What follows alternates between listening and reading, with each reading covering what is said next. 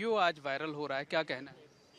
देखिए, मीडिया का काम है सत्यता बताना। सोशल मीडिया पे कुछ भी चल सकता हो काट छाट करके।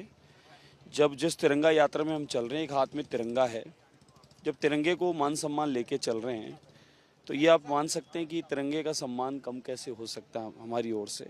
तिरंगे यात्रा ही निकाल रहे हैं।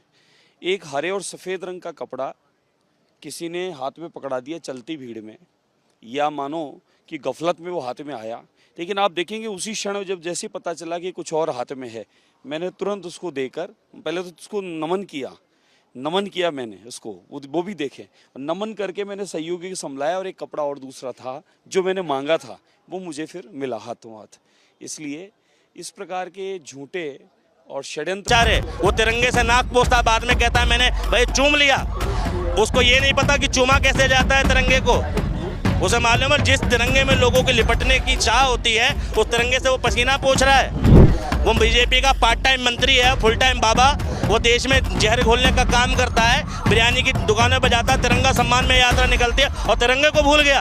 उसको ये नहीं पता तिरंगा कैसा होता है। मोदी जी से आप क्या कुछ कहना चाहेंगे ऐसे बड़ बोले नेताओं के बयान? भाई मोदी जी से सीधी बात कह रहा हूँ कि तुमसे ना हो पाएगा, मोदी जी इस्तीफा दे। मतलब इस देश में कितने प्रधानमंत्री आए और गए, लेकिन देश की आर्मी वहीं खड़ी है। वो लोग जागते हैं तो हम लोग सोते हैं, ठीक है। वो लोग आज बॉर्डर पे हैं ना, तब हम चैन की नींद सो रहे हैं। जिस परिवार के एक व्यक्ति की विचारधारा हो, उस पूरे परिवार की विचारधारा क्या होगी, उस व्यक्ति से प्रभावित लोगों की विचारधारा क्या होगी, ये सोचने की बात है। और कार्रवाई मेरे हिसाब से कार्रवाई होगी तो एनएसए में लगा दो भाई, एनएसए लगाओ उन पर, राष्ट्रद्रोह का मुकदमा लगाओ और उनकी वंशावली में जितने लोग चुनाव लड़ रहे हो घर परिवार में सबकी टिकटें काट दो। कई लोगों ने टेलीविजन देखना छोड़ दिया इस चक्कर में।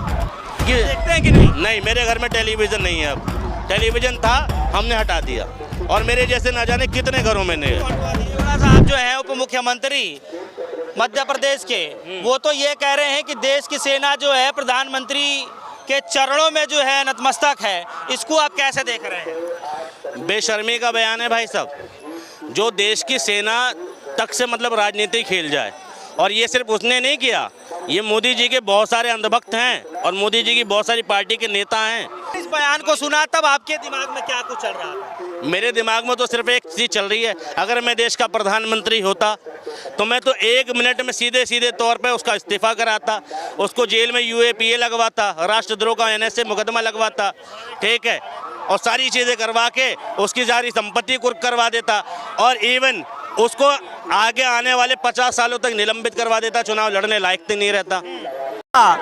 लगातार बेतुके बयानों को लेकर चर्चा में रहते हैं।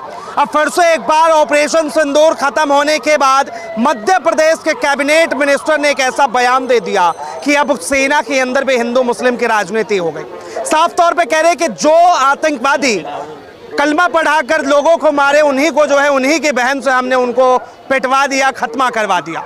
इन तमाम मुद्दों पर बातचीत करने के लिए इस वक्त हमारे साथ बीबी शर्मा जी है, जुड़ेंगे, बातचीत करेंगे। शर्मा जी, सुना आपने मध्य प्रदेश के कैबिनेट मिनिस्टर विजय शाह ने जो है जिस तरीके से बयान दिया, क्या कहेंगे? गलीच लोग हैं, गलीच गंदे घिनौने लोग हैं। आज वो क्या कह रहे हैं कि उनके सामने खड़ा करने के लिए हमने उन्हीं की बहन को खड़ा कर दिया। क्या कर्नल सोफिया कुरैशी आतंकवादियों की बहन है? क्या कर्नल सोफिया कुरैशी आतंकवादियों के साथ कोई संबंध है?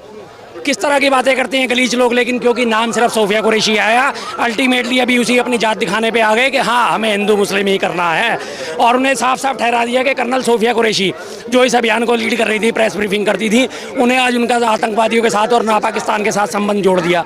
इसीलिए मैं कहता हूँ ये बेहद जलील पार्टी है, बेहद गलीच पार्टी है, बेशर्म जनता पार्टी है, बेहद जलील पार्टी है। इसीलिए मैं बार बार इसको कहता हूँ, मैं ऐसे ही नहीं कहता इसको।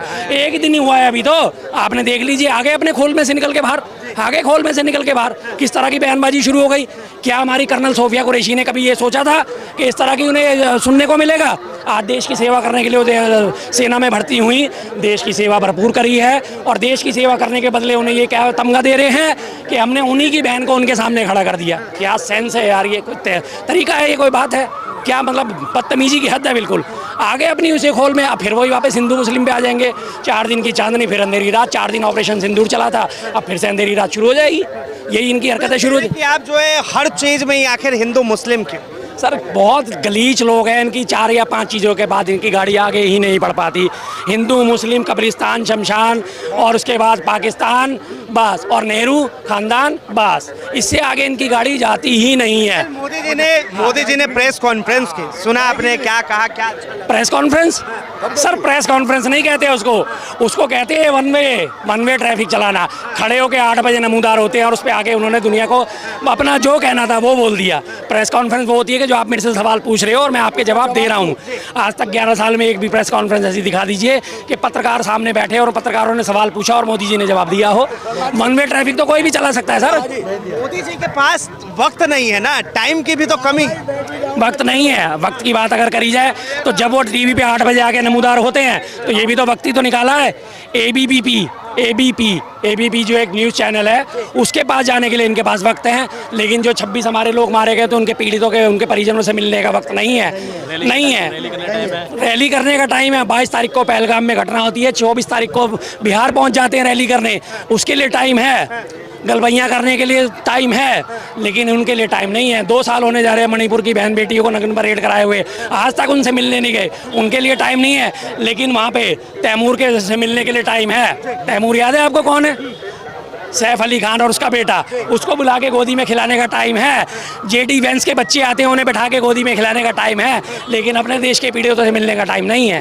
वाह वाह वाह मोदी जी, वाह क्या बात है मोदी जी। बस अभी जो है पाकिस्तान को झुकना पड़ गया, साफ तौर पे कह रहे थे कि अब जो है पाकिस्तान साफ तौर पे कह रहा है कि हम आतंकवादी हमला भी नहीं करेंगे। बिल्कुल अच्छी बात है, आपने उसका टेटुआ दबाया, अच्छी बात है। हम इस बात को कह रहे थे बार बार, ये पाकिस्तान वो कुत्ते की दुम है जो कभी सीधी नहीं होती। कुत्ते की दुम की सिर्फ 2 ही खासियत होंगी, जब कुत्ता भौंकने पे आएगा और गुर्राने पे आएगा तो उसकी दुम ऊपर खड़ी हो जाती है, लेकिन तब भी टेढ़ी होगी। और जब कुत्ता डरता है और डर के भागता है तो भी उसकी दुम टेढ़ी होती है, टांगों के बीच में आ जाती है, दुम दबा के भागता है, लेकिन उसकी दुम आपने कभी सीधी नहीं देखी होगी। तो ये कुत्ते की दुम वही है, जब डर गया तो टांगों में दबा ली और वापस जाके फिर भौंकना शुरू कर देगा, फिर दांत दिखाना शुरू कर देगा तो मुंह पर कर लेगा। इस बार मौका था कि इस दुम को जड़ से काट दिया जाता, इस कुत्ते को वो सबक सिखाया जाता कि आने वाली इसकी नस्लें याद रखती, लेकिन 4 दिन की चांदनी दिखा के जनता से वाहवाही लूट के और उसके बाद आपने फिर वही काम कर दिया। उधर से ट्रंप साहब आते हैं, कथित विश्वगुरु को कहते हैं रोक दो, और कथित विश्वगुरु कहते हैं हाँ सर हमने रोका। शर्मा जी, यार आप न्यूज़ चैनल नहीं देखते क्या? लाहौर बर्बाद हो गया, अफगान वो क्या नाम है, इस्लामाबाद, सब कुछ बर्बाद। और कितना चाहते हो? और मोदी जी से आप क्या चाहते हो कि सबको मार दे? ये मोदी ने कब्जा नहीं करा, बर्बाद नहीं हुआ। हाँ बर्बाद नहीं हुआ, वो कब्जा करा सिर्फ इस्लामाबाद। हाँ बस बाकी कुछ नहीं करा। कराची पे जो कब्जा करा है, जो हमने कब्जा करा है 4-5 शहरों पे, कराची, इस्लामाबाद, लाहौर, तो जो सीज फायर हुआ है तो ये कब्जा हमारा रहेगा या वापसी देना पड़ेगा? ये सवाल है, थोड़ा कंफ्यूजन है माइंड में। तो ये कब्जा वापस देना पड़ेगा हमें या हमारे पास रहेगा सीज फायर के बाद? थोड़ा क्लियर। इस्लामाबाद में जो कब्जा हुआ वो छी न्यूज़ ने करवा दिया। छी न्यूज़, बार बार मैं उसे कहता हूँ, छी न्यूज़ ने इस्लामाबाद में। अब रही बात कराची की, तो कराची में क्या हुआ है, तेलंगाना में कराची बेकरी है, वहाँ पे जो है जो इनके कार्यकर्ता डंडे लेके उसका कराची का बोर्ड तोड़ रहे थे। कराची इस तरह से तहस नहस करा है, इस तरह से तहस नहस करा है कराची। इसलिए मैं न्यूज़ चैनल तो देखता ही नहीं। गोदी मीडिया ने इस बार हमारे पूरे विश्व में जो भद्द पिटवाई है उसका कोई सानी नहीं है, कोई मुकाबला नहीं है।